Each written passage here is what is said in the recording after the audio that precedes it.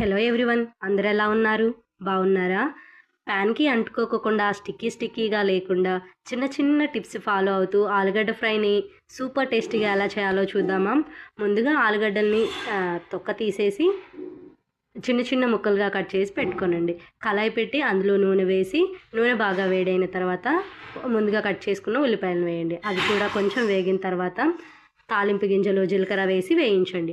అవి కూడా కొంచెం వేగిన తర్వాత అందులోనే కొంచెం మెంతిపిండి కరివేపాకు వేసి వేయించండి. అవి వేగిన తర్వాత కొద్దిగా పసుపు వేయండి. తాలింపు వచ్చేసిన తర్వాత ముందుగా కట్ చేసి పెట్టుకున్న ఆలుగడ్డ ముక్కల్ని వేయండి.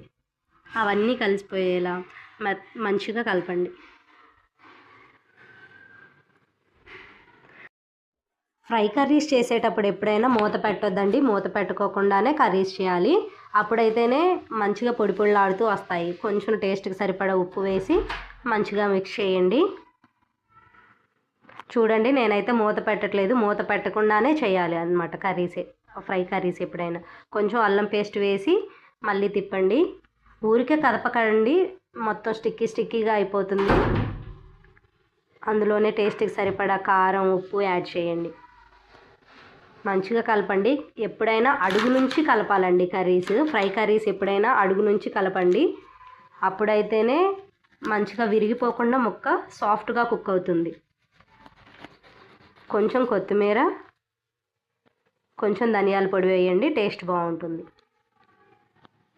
అంతే అండి, టేస్టీ ఉండే ఆలుగడ్డ కర్రీ రెడీ అయింది. చూడండి, అస్సలు ప్యాన్కి అంటుకోలేదు. కొంచెం ఆయిల్ ఎక్కువే ఉండాలండి ఫ్రై కర్రీస్కి ఎప్పుడైనా. వెళ్తూ సబ్స్క్రైబ్ చెయ్యొచ్చు కదా ప్లీజ్.